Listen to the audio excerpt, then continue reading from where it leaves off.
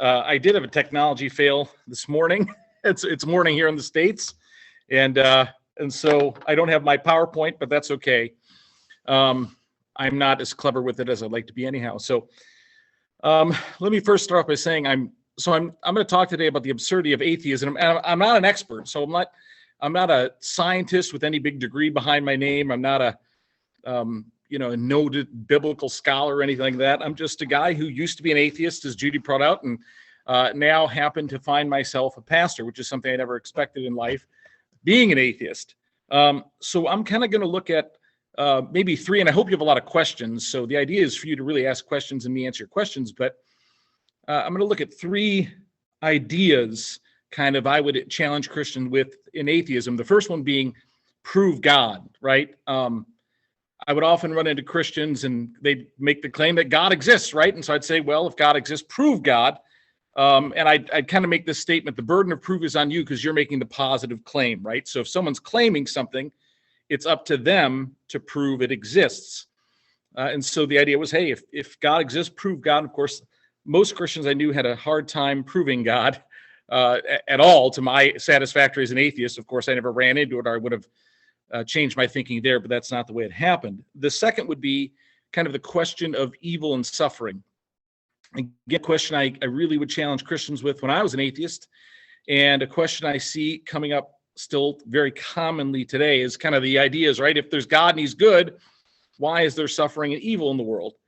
And the third one being, well, if there is a God, which God, right? Because there's all kinds of gods. And I, in fact, remember, I don't know who originated the quote, but I would hear from an atheist who I used to follow named Christopher Hitchens. He would say, well, like you're an atheist, I'm an atheist, you're a Zeusist, and you're a whateverist, I just believe in one God less. So if there is a God, which God do we believe in? So that's kind of the path we're going to go along today.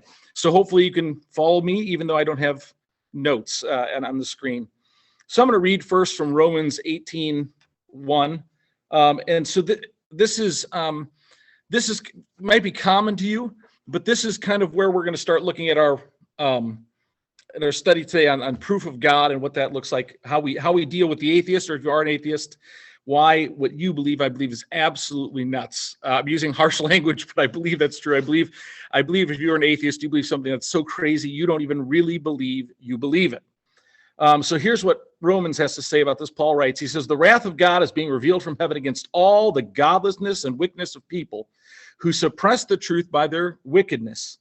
Since what may be known about God is plain to them because God has made it plain to them. So there's a claim there that God has made himself plain. That's a very interesting claim. It says this, for since the creation of the world, God's invisible qualities, so it's saying he has invisible qualities, his eternal power and his divine nature have been clearly seen, being understood from what has been made, so that people are without excuse. For although they knew God, they neither glorified him as God nor gave thanks to him, but their thinking became futile, or worthless would be the word, and their foolish hearts were darkened. Although they claimed to be wise, they became fools and exchanged the glory of the immortal God for images made to look like mortal human beings and birds and animals and reptiles. Therefore, God gave them over to the sinful desires of their hearts, to sexual impurity for the degrading of their bodies with one another. They exchanged the truth about God for a lie and worshiped and created and served creative things rather than the Creator, who is forever praised. Amen. So that's out of the book of Romans. That's Paul writing about kind of what we're going to talk about to begin with here, is that God's made it plain that he exists. And so if I'm making the claim that atheism is absurd, I'm agreeing with that claim that it is plain. That means obvious. That is like a baby can get it, that God exists. And of course, I didn't used to believe this. So I'm gonna kind of look through my thinking process then and my thinking process now. But the first thing I want to ask is just kind of an odd question that really came to mind when I was praying about this, was the question of where everything came from, right? It's a common question that pretty much everyone comes to at some point in their life, is like, why am I here? Where did I come from? What is this all about? And I want to say that question is kind of proof itself of God's existence, because why do we have that thought at all? Like, why do Why do we not just assume and live with the assumption that things just are, that everything is just random and by chance, or everything's just accidental and there's no answer to everything? Well, that's because that's not the way the world around us appears, right? We have to investigate because we know complex things working didn't just come into existence by accident. Stuff comes from a stuff maker. Like, we know this, like we experience this. Why do we know this? Because we're stuff makers. So let's just call everything that's out there stuff, and we're stuff makers. And because we're stuff makers, we know this is the only reality we observe.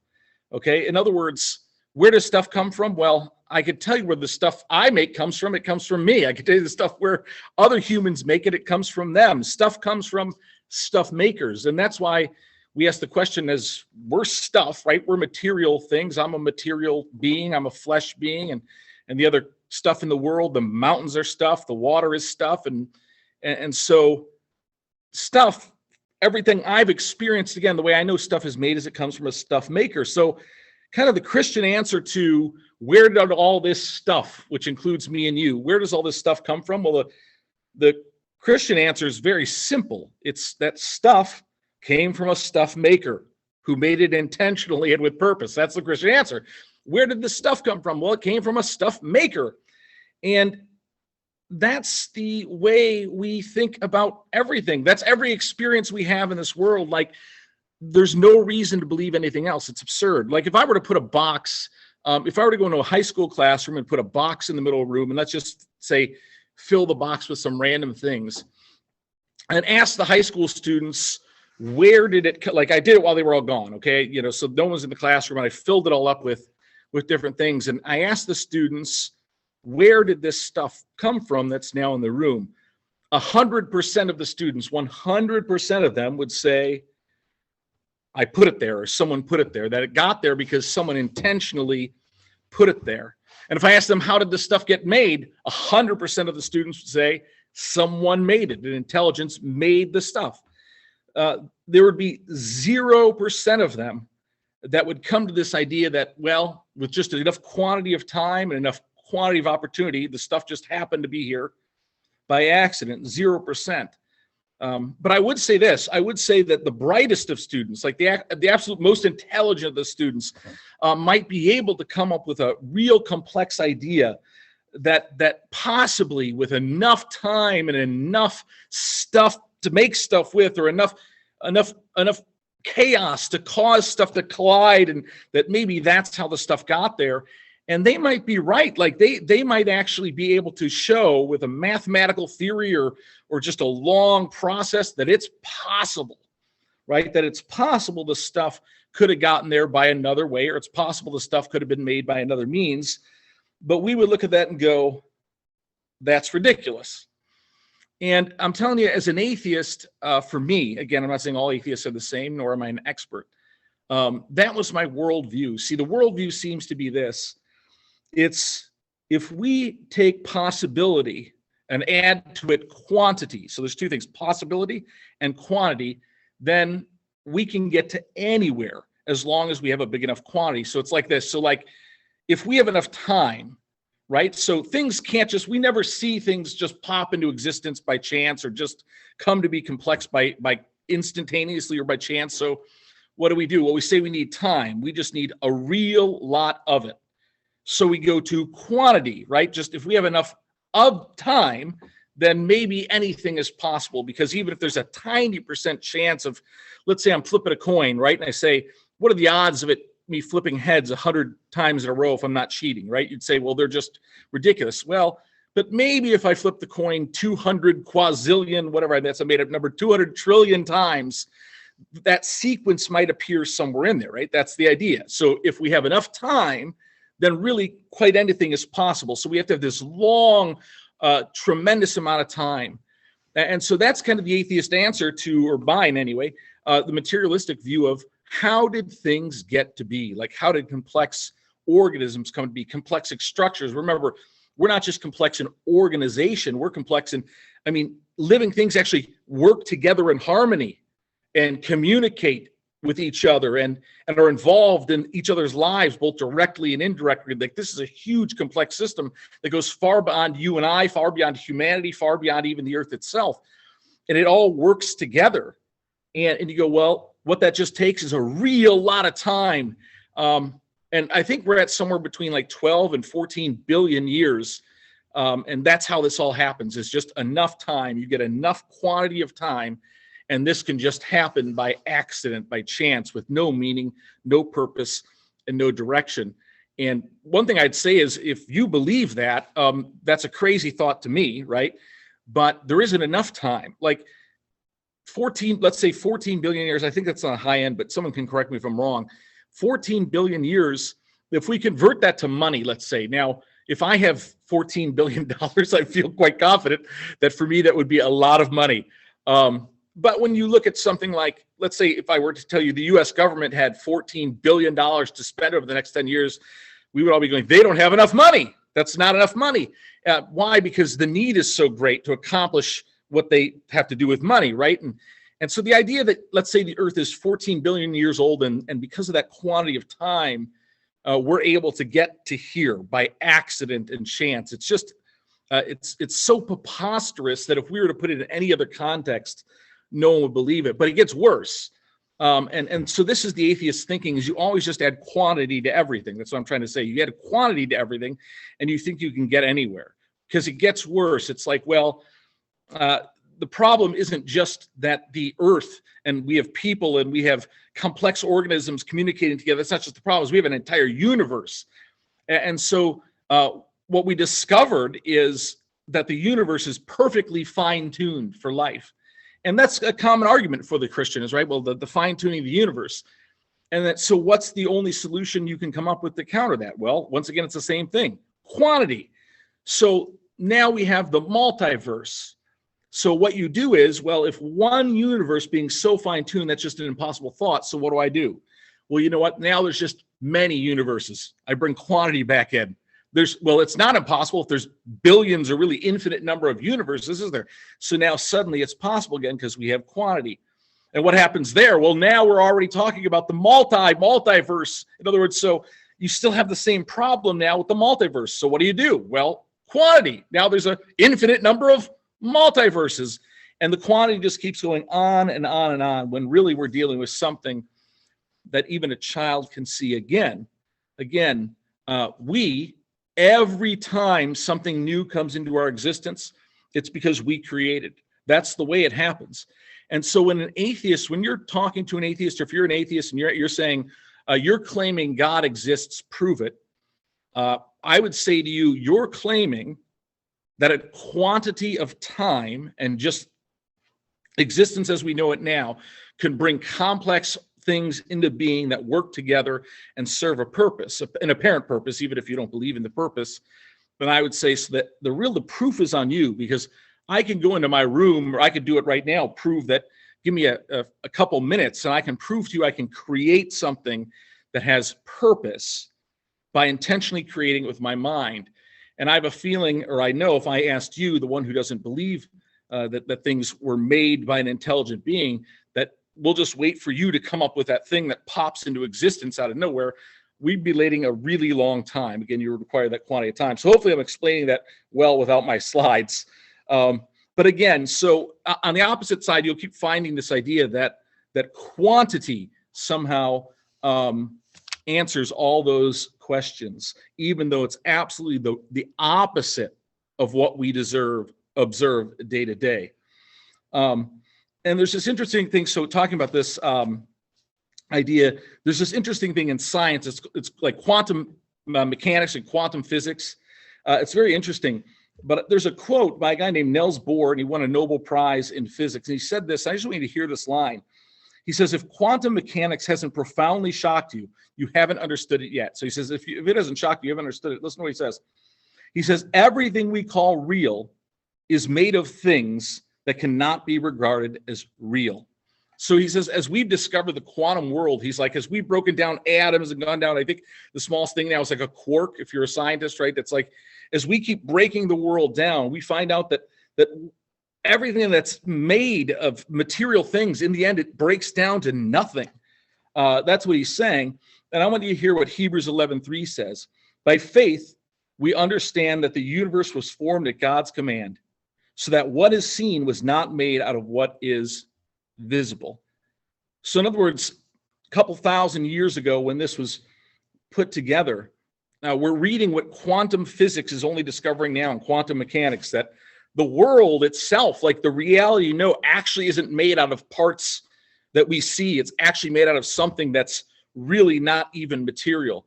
And this is what the Bible has said for since it's been compiled. In Colossians 1:16 through 1:17 it says this, for in him, it's talking about Jesus, for in him all things were created, things in heaven and on earth, visible and invisible, whether thrones or powers or rulers or authorities, all things have been created through him and for him. He existed before anything else, and he holds all creation together. So the Bible describes this being, this God, who through and in all things are created, and all things are created for him. So it's this idea that he existed before anything else. He is the thing that comes before anything. And it's also, he is the thing that exists beyond everything. It's like the Alpha Omega, right? The first, the last, the beginning and the end. That means as we look up to the biggest thing, which is like the universe, right? It's like this idea that God's even bigger than that. Like God is bigger than the universe because it was created in him and for him and by him. But also as we break things down to the smallest possible thing, we get to God there too, because as you break things down, like again, atoms, and now they're down to quarks, as you break things down, eventually you get to something that is just the something that is, let's say, right? It's the substance. It's the very substance of God. It's like, what is it? Well, it's something that's made of nothing. So it in and of itself is nothing. You understand? Because it's not made of anything. You can't say, what is it made of? Well, if it's made of something, then that something else comes after it. You see what I'm saying? It's beneath it. So it is made of nothing, and yet it is the something that sustains everything. And so again, we look through the Bible, and when an atheist says prove God, we don't have to prove our claim. Okay, they're claiming something that is absolutely outlandish. They are claiming that even though in this world we see that everything that comes into being of intelligent purpose is created by an intelligent being intentionally. And they're making another claim. They're saying no, but it could have happened magically if you only have enough time. And that's the point that needs to be proven. So don't think they're not making a positive claim. They're making a positive claim that the universe came about by some other means. So that's, again, talking about the proof of God. I'm sorry, I'm just going through because I don't have my slides. So the second thing I want to talk about is suffering. I get a lot when talking to atheists or non-believers about suffering, and suffering is a great problem, and suffering is a terrible thing, of course. But when we look at suffering, because I was just challenged, maybe it was last time I shared afterwards, I was talking personally to a non-believer. He was really having trouble with understanding suffering, right? So the idea is if God is good, right, and he's all good and all knowing and all powerful, why is there suffering in this world? Because he, of course, could prevent suffering. And we often will respond with something like free will, right? That's the idea as well. We sin, and so there's suffering in the world. There's free will in the world, and so suffering might be. And that's a good and true thought. But God did better than that, because God, in fact, defeated suffering. He put an end to suffering. So although it's been allowed, it's been completely defeated, even to the point of the ultimate evil of death. Like death is the ultimate evil. So like no matter what you're going through in life, as long as you're alive, there's hope. But once you're dead, there's no hope. Death is the ultimate evil. And so what did God do with death? Well, he didn't just end it. Right? We still die. He did something greater through Jesus. He redeemed it. What this means is that when a Christian dies, right? And we just actually had a friend die this past weekend. But when a Christian dies, there's actually a reason to rejoice, right? Not just not mourn, but to rejoice, because they're in a place now that we believe is even better than this earth, where there's no more suffering and no more death. And so I want to challenge that thought on suffering a little bit, because understand, if I believe that's true, like if that is true, if God has, the God we're talking about has created a place where there's no more suffering and no more pain and no more death, let me just pose kind of a thought to you. who is going to be rejoicing for eternity? Understand, so there's an eternity ahead of rejoicing. So who's going to be rejoicing more eternally? Is it going to be the person here on earth who is rich, let's say, and now they're in heaven and they're still rich? They're enjoying God's blessings. Praise God. They rejoice for that. Or with a person on earth here who suffered and could barely find food to eat and struggled and was in pain, but now they're in heaven and there's no more pain, and now they're truly rich. Who's going to rejoice more?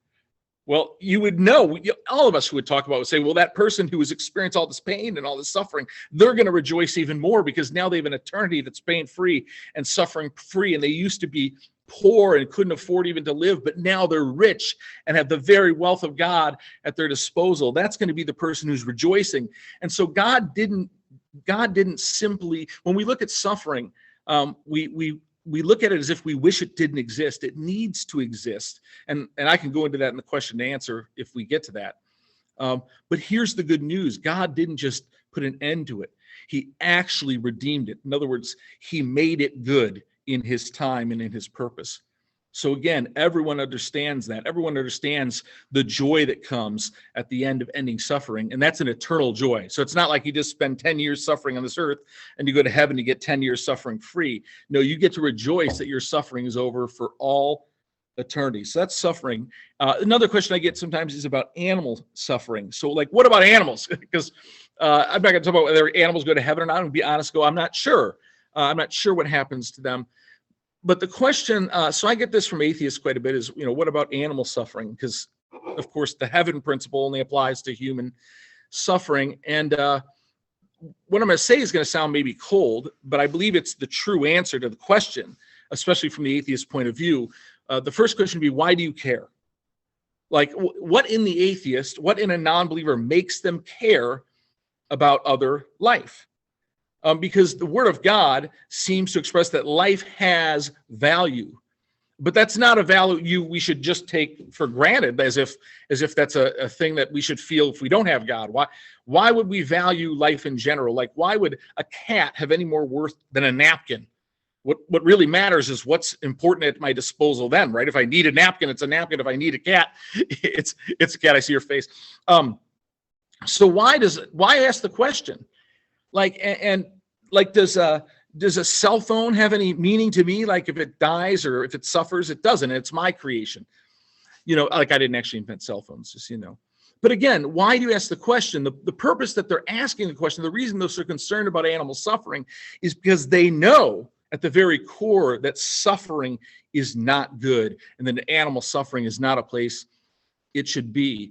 But also the problem gets worse for the atheist on that is if they're truly so concerned about suffering, like if they're sincere about suffering, why do they cause it? In other words, that very person who will ask that question and be very offended that God would allow an animal to suffer has lied to people and caused people to suffer, has cheated on people and caused people to suffer, has betrayed people and caused people to suffer. That very person who's so concerned about suffering on the one hand is a person who causes suffering on the other hand. We all do it. I do it. So I'm not blaming the atheist. I'm just saying that the question is disingenuous. It's not real. It's absurd. It's just an opportunity they see to try and put down God because, again, they're so concerned with suffering on the one hand, and yet they're so willing to cause it on the other.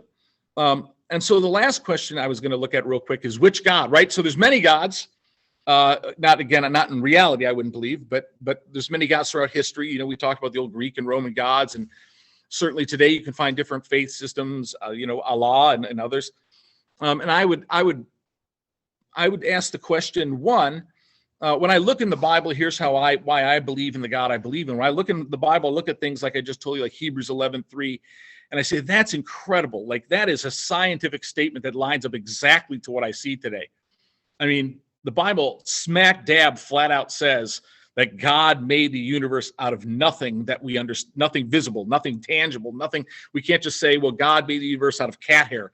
And so it lines up perfectly, but not in just that point. In so many points, it lines up perfectly. But I would also say this is, I've studied other religions, not all of them. There's so many, but the main ones. And in all of them, the problem with them is ultimately, in the end, you are God. meaning you, whoever you are, me, I am God. Why? Because ultimately you decide your eternity.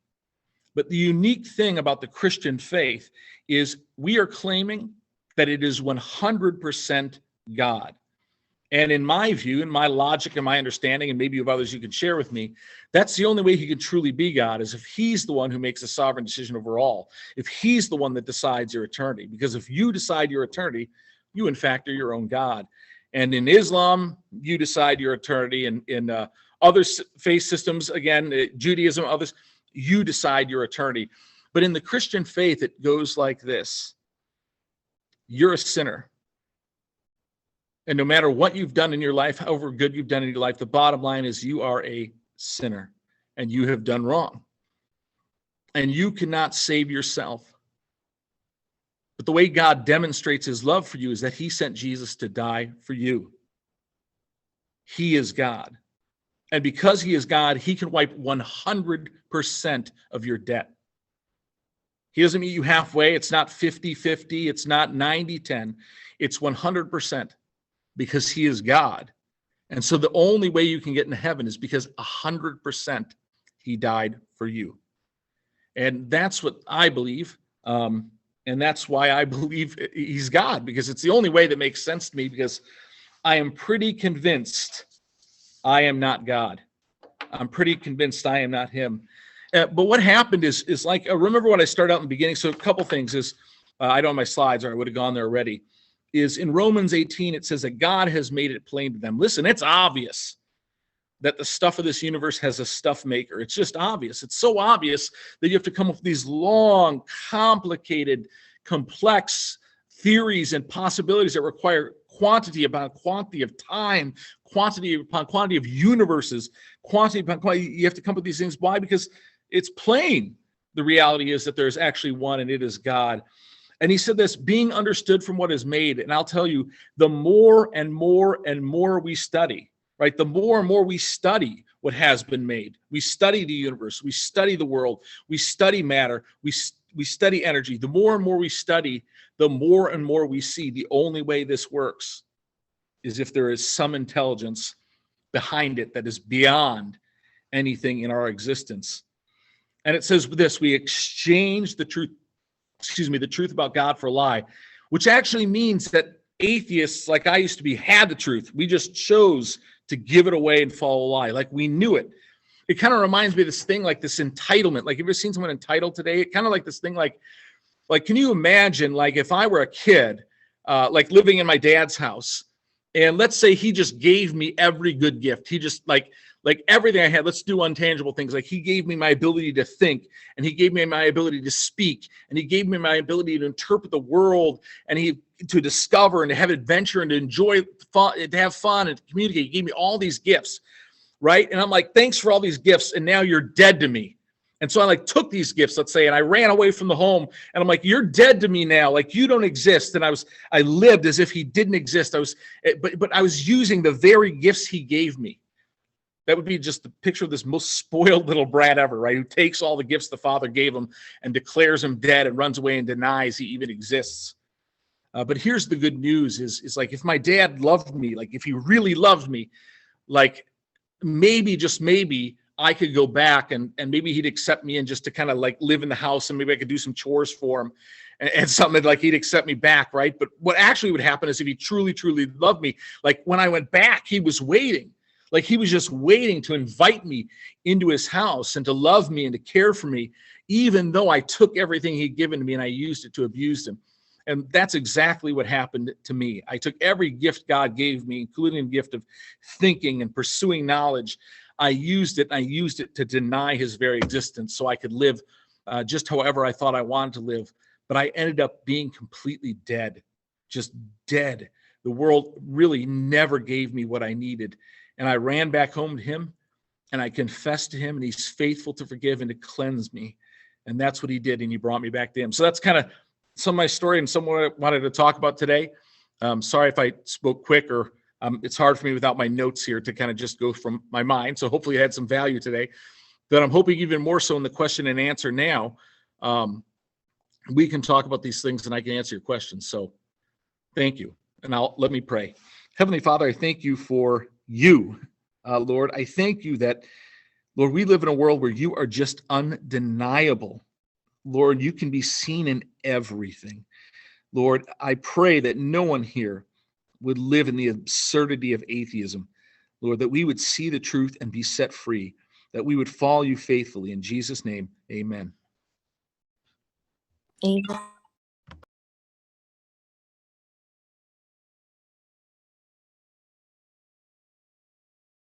Sharon?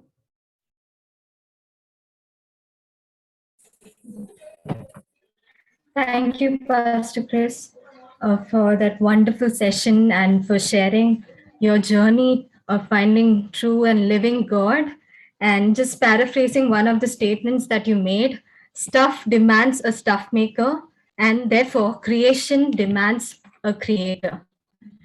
The first question: why does God allow suffering in a believer's life just to test their faith? I'll repeat that again. Why does God allow suffering in a believer's life just to test their faith? Thank you. I think I got the question. I think it was, why does God allow suffering in a believer's life just to test their faith? One, I wouldn't say it's just to test their faith, just to be clear.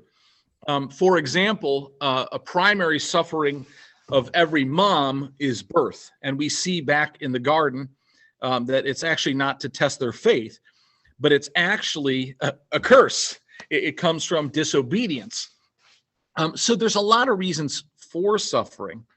But again, I think, I often put it this way when I'm talking to non-believers. I'll kind of just pose this kind of maybe a thought experiment. I don't know the right word for it. To them, I'll say, let's say whatever is important to you. For some people, it's money. For some people, it's fame. Whatever is important to you. I don't know what's important to you, but whatever's important to you. But let's say it's money, for example. Let's say I said, I'd give you $1 billion right now, but you're going to suffer the worst pain anyone's ever experienced. The worst. I mean, worse than anyone in the history of the world, for 1 millisecond. So if you know what that is, that's a real fraction of time. You can't even get a word out in that amount of time. It's a teeny amount of time. You're going to suffer the worst. And then afterwards, you won't even remember it. It's going to be like it never happened, but you'll have the $1 billion. Well, 100% of the people I've talked to have said, yeah, they take that, right? Because what happens? Well, it's a micro bit of time, and you don't even remember it afterwards. And so that's kind of the idea. It's like, one thing is, when you're in heaven, you won't remember the suffering. You won't bring it with you, okay? So like any sensory memory you have of suffering on earth is gone. It's wiped away. There's no more suffering. There's no more pain. And that's eternal. That's like forever. Like you can't count there. So let's say you suffered for 100 years. All you did was suffer on earth. Well, now you're in heaven for infinity, like for eternity. And that 100 years is a smaller percentage of time than that millisecond is to the 100 years. In other words, it was nothing, so that doesn't provide comfort now, right? But in heaven, that's the picture. And so I don't, I don't know why, like a particular Christian, why they suffer. Could be many things. And Jesus says in this world there'll be trouble. But one more thing, I'll give comfort in two areas. One is Jesus himself, so God himself in the flesh, experienced every kind of possible human suffering, from physical pain and physical suffering to social suffering. His friends betrayed him and abandoned him, to mental anguish and suffering. He cried and sweat blood in the garden. He was in real mental anguish. He experienced every kind of human suffering. So let me tell you this. God understands your suffering. So more than just allowing you to experience it, he himself experienced it. Matter of fact, he left the privilege of heaven to come down to an earth full of suffering and suffer alongside you. That's how much he loves you and die for you, in fact. So hopefully that answers the question.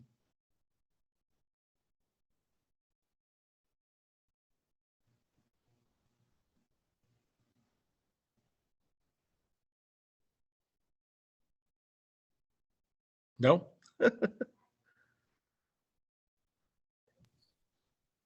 No? Thank you, Pastor Chris, for that. Anybody wants to add anything?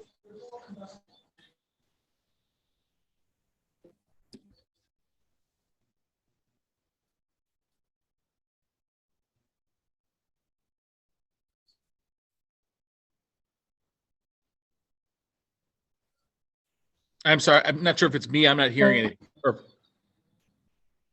Yeah, can you hear me now? I can hear you now. Yes.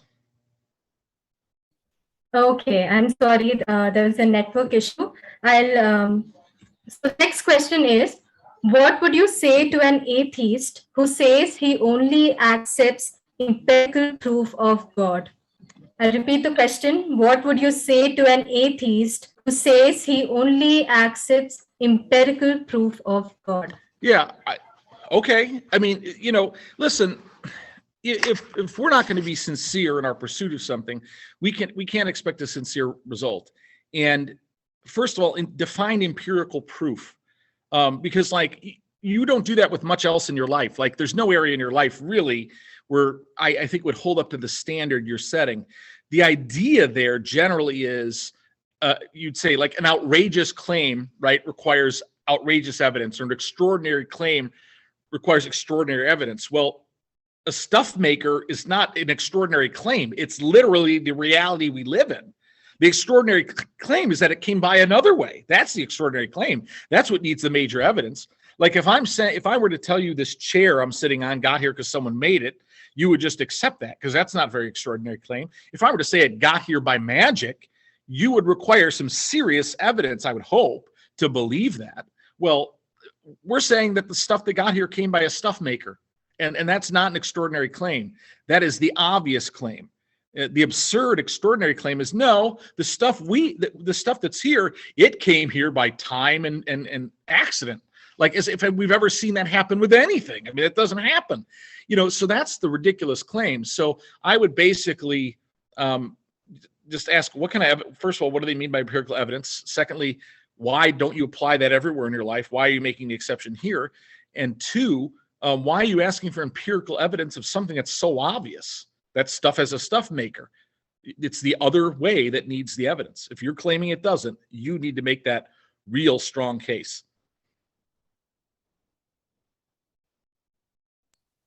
Thank you, Pastor Chris, for that. Anybody else wants to add from the panel?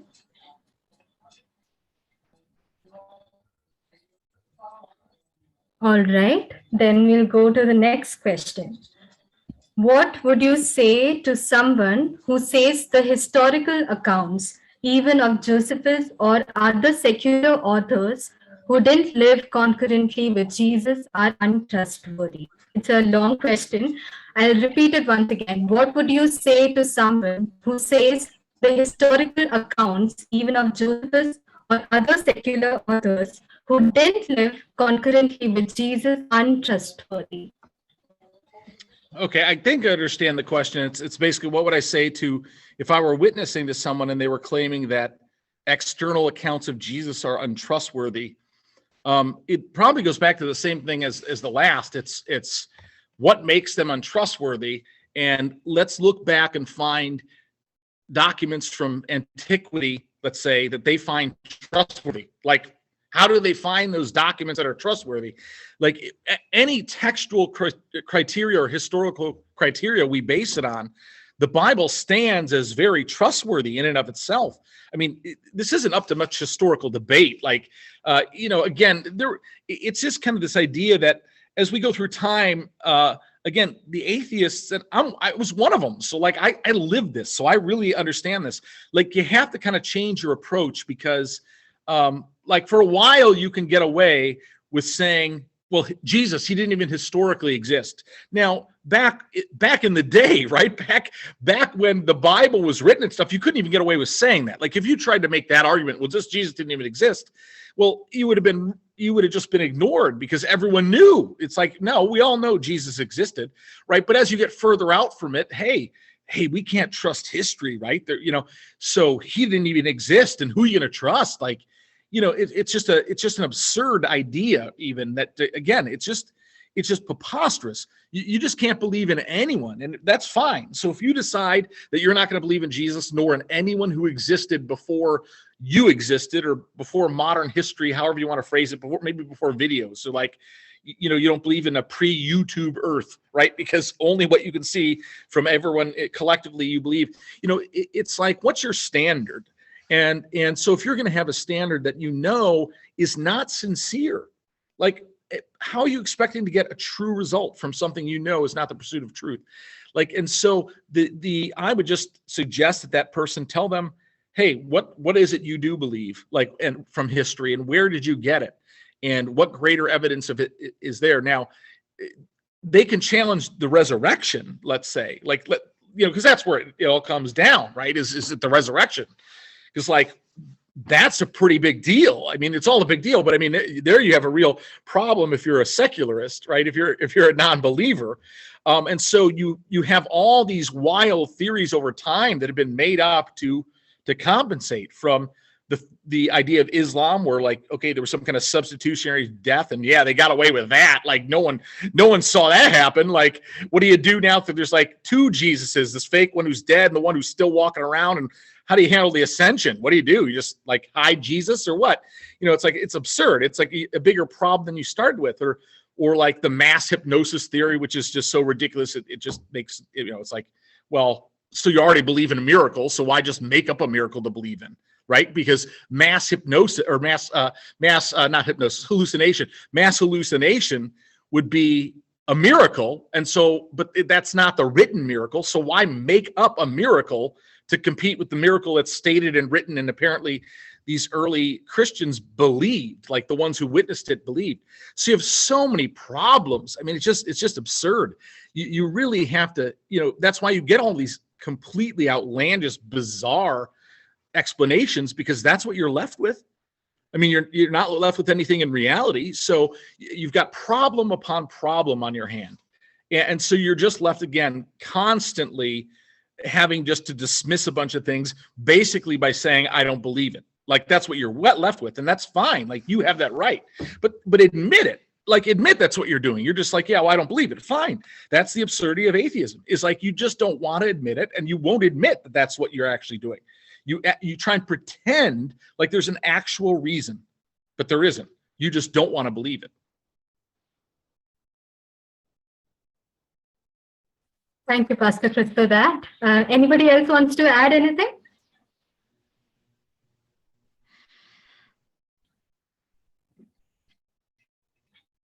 All right, then we'll go to the next question.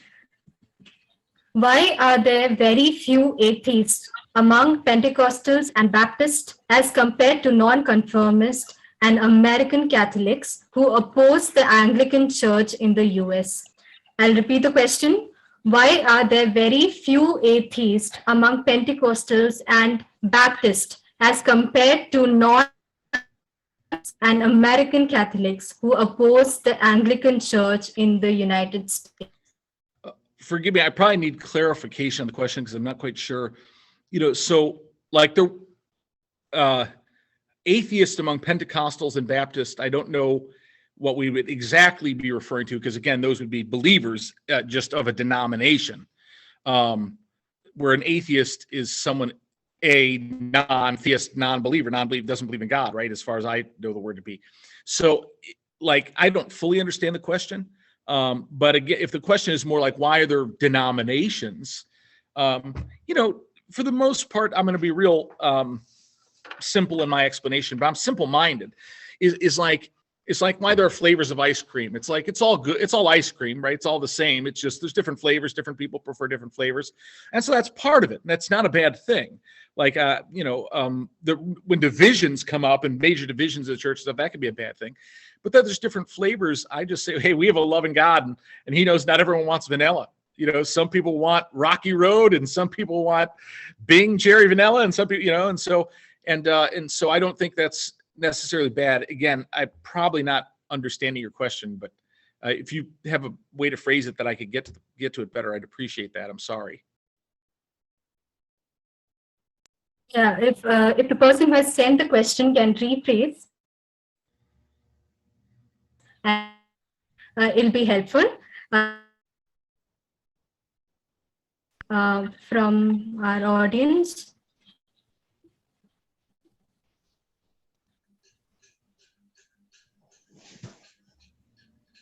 Thank you, Chris, very much. If you know the history of atheism in the United States, you might be well aware that it was encouraged by nonconformists and lapsed American Catholics who immigrated to the US. I can give you an example of Neil Armstrong and Edwin Aldrin, who were devout and Protestant Presbyterian Christians. When Neil Armstrong for the first time stepped on the moon, he read the Bible, but he was opposed by an Irish lapsed American Catholic who later became an atheist. And today, I see many scientists in the United States are atheists, and they do not hold on to any religious affiliation.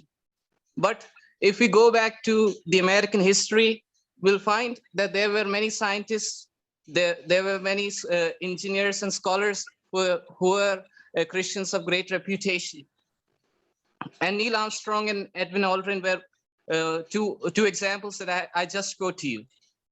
So do you think that atheism in the United States is a Roman Catholic conspiracy, or a conspiracy of the Pope to break the Protestant world? No, I don't. I think one, I think atheists have always been around in a sense, because from my understanding, the way I would view it is anyone who doesn't believe in the one true God as I see it, right? So I'm admitting that. I'm admitting that it's as I see it. Who that God is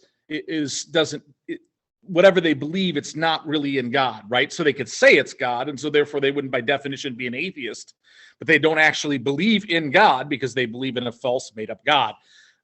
But like I don't believe that. I think what happens is, so one thing, let's just say from the Catholics, interesting, you should bring that up. So if you ever hear my full testimony, I actually was raised Catholic shortly, and it was because of it was actually because of my heart, but I'm using words loosely here. It was because of my exposure in what happened in the Catholic Church, let's say, that caused me to be an atheist. Again, I'm being real loose with words there, but what I experienced in the Catholic Church led me to have thoughts of atheism. And so that's part of it, because anything that's dominated by tradition, and I would say within the Catholic Church, you find a lot of self-motivation, meaning, yes, I do believe the Catholic Church, of course, believes that Jesus died on the cross for our sins and we're saved by grace through faith in Jesus Christ. However, there is a strong works element to the Catholic religion, and that always causes problems, because in the end, people don't make good gods. And so when they're actually put in charge of their own destiny, they don't tend to do well, because they're not good gods. They are false and bad gods. And so sometimes you get that out of the Catholic Church. But no, I don't think there's a conspiracy. I think among scientists, you brought up scientists as well. I think there's, let's be real with each other, right? In every area of life, there is cultural phenomenon, and there's fads, and there are ways to be in the top and ways that get you put down. And it became fashionable, let's say, to use a terrible word, but to be an atheist scientist. When at one time, listen, the same is true on the other end, right? So when we as Christians say, hey, this guy used to be a scientist, and like back, this historical scientist was a Christian and this was a believer, it was fashionable back then to be a believer. So the idea somehow like creeps in, like science and and the Bible, or science and God are at opposition. It's like funny, because like the Bible is the one place that clearly states that's not true. It continually says, look at the evidence. I mean, that's what I just read out of Hebrews, right? It says being understood from what was made. So what's the Bible saying there? It's like, check the evidence. Like, look around you. See, look at things that were made and see if that doesn't point to God. That's what it's telling you to do. In the New Testament, John tells you, look at the evidence. I wrote this down so you might believe, like, check it out. And so it's a really fascinating reality in the Christian faith and in the Bible throughout it. It's like telling you, it's like, don't just take our word for it, like check it out. And I just find it amazing because I mean, I really love science. I'm a computer guy. So whenever I read something in the Bible, I think like, what would this look like in terms of my mind that looks at computers and in the computer world, and it really helps me, like to kind of look down and at the computer world and just go, okay, I can see how this is playing out because it just makes sense, like the Bible. And like I said, and every time a new scientific discovery is made, it's like, wow, that's crazy, because that's exactly what was said here. Like right from the very first statement, right? I find it so funny, let's just say as a word, because like the very first thing in the Bible is like, in the beginning, God created, right? The heavens and the earth. And it's like, so the very first statement is like, there's a beginning. And it's like, yeah, so how long ago was it we discovered that there was absolutely a beginning to this thing we call the universe? It's like, well, the Bible said it. And so you just go through thing after thing after thing after thing after thing, and you go, that's amazing that the Bible got it right.